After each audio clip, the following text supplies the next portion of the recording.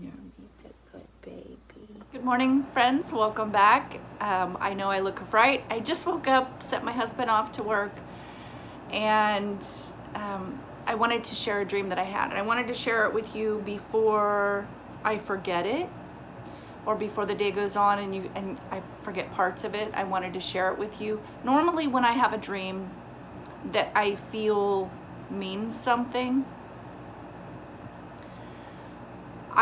I might share it on Facebook, and not in a video, but just type it out. But I feel like I wanted to share this with all of you too, because it's not something little. Or what's happening in the world right now with the coronavirus, it involves the entire world. So I didn't want to share it with just my group of friends on Facebook that know me, but I wanted to share it with all of you too. So in this dream, we were in quarantine like we are now. And I don't usually dream about things that are happening in the world like that. But anyway, we were in quarantine, but it was much tighter restrictions than it is right now. It was like in the future. I guess, I'm not sure. But we were in quarantine, much tighter restrictions, and there was literally nobody out. Nobody was allowed out of their homes at all. I think people were designated times where they could go, like grocery shopping, or go somewhere. Nobody was going to work. There was nobody on the streets. My husband and I had decided to drive upriver and check on somebody. And we were literally the only vehicle on the road. But you could hear like plane or helicopters or something. And the government was doing aerial checks of everything. And that's how they were keeping track of things, I think. But they, like from the air, they would section off areas in communities, and periodically the army or police, or I don't know, groups of men would come and take everybody in that area somewhere. I don't know where. They would just kind of round them up and take them somewhere in those sectioned off areas. Because my husband and I were driving upriver. And I want to mention the road because it was so significant to me. I remember details about the road. I know that sounds really strange, but in my dream, we do live next to the river, and we lived next to the river in my dream. And driving upriver, the river's on your right side. But in my dream, it was like a cliff, like literally a drop off. And the road was very narrow. And the river was down in the bottom of this cliff. The road itself, I remember leaning forward in our vehicle, leaning forward to look at the road better. The road looked just like the river. And it somehow had looked like clear water with moving water with fish, and I don't know how to explain it. It looked just like the river. So, my husband even said, "Wow, look at that." And when he was saying, "Wow, look at the road," he was starting to kind of veer off.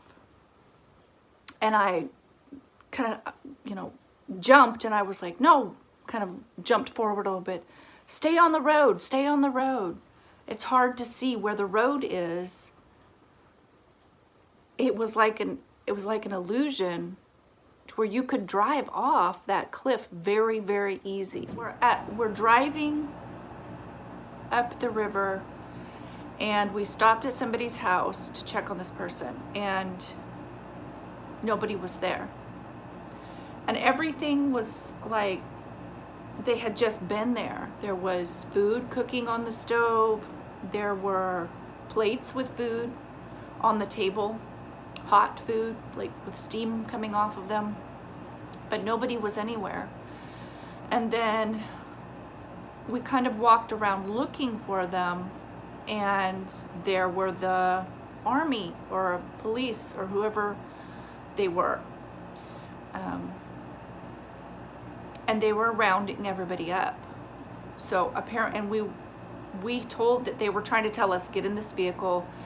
And we were trying to tell them, we're not from this section.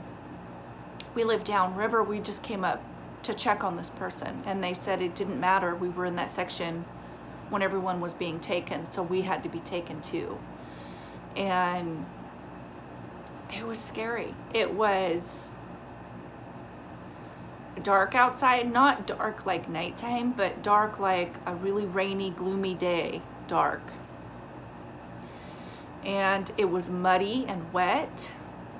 I live in Washington State, so it's commonly like that. So, but it was muddy. People were crying. They were being loaded up into, it looked like vans, but bigger vans, and people were crying. Some people were slipping in the mud, and they were being yelled at by the police or the army or whoever these people were. They were all dressed in green like army, and they were being forced in.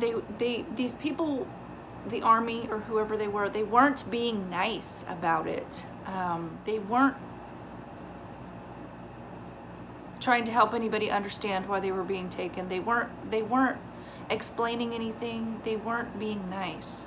They were being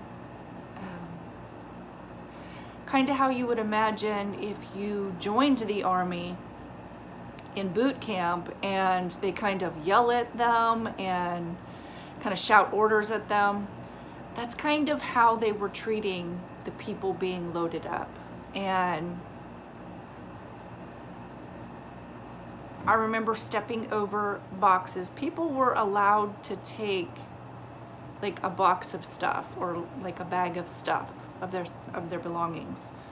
And I remember seeing one of the army people step on somebody's bag, and it was like got everything muddy because his boots were muddy, and he kind of laughed about it. And just, I guess it was just kind of like he had no regard for the people or their belongings. We were being loaded up and taken, and not knowing where we were going. We weren't told where we were going. And it seems like my husband and I were being separated too. I don't remember exactly that part. This is why I wanted to tell you about it first thing in the morning, and before I had a chance to shower or get dressed or anything, or look presentable with like makeup. I knew that I would parts of it would start to fade and I would forget. But it was just it was very scary, felt unreal, but yet it was happening. A part of me felt like I was telling myself, you're gonna be okay. This is your government. They'll take care of you. They're looking out for us. They're doing what's best for us. But inside, I knew that that wasn't true. I had a feeling that it was something really bad. Something bad was gonna happen. And I was scared. Looking back on it, the part that stands out to me the most is the road. Because I took such time looking at the road, leaning forward in the vehicle so I could try to look past the hood to see the road.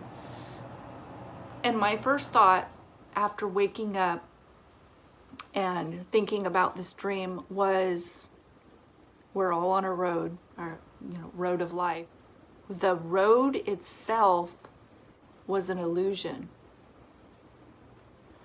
The road itself was a lie that looked just like the truth.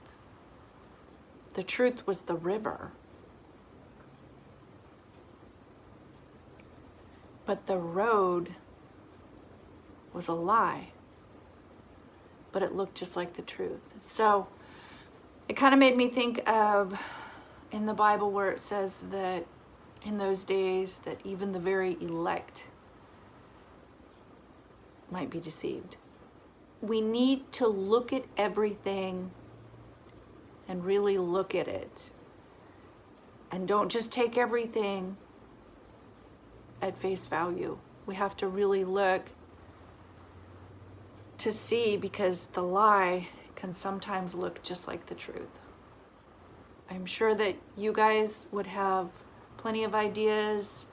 If any of you are good at interpreting dreams, I'd love to hear your take on what my dream meant, if anything. Maybe it was just some weird dream. I don't know, but yeah, it was just so strange. I don't have dreams like that. Usually my dreams are stuff like baking or rearranging furniture, or like normal day-to-day life type stuff. My dreams aren't ever weird like this. So I mean, occasionally I'll have a dream that I feel like it means something, and I do feel like this dream means something. I'm just not sure what yet. So I'm gonna pray about it. I know I have not been on here very often.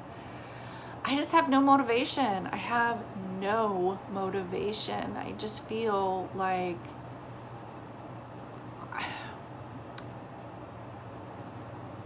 I'm hard pressed to do my dishes and do my laundry right now, to be honest.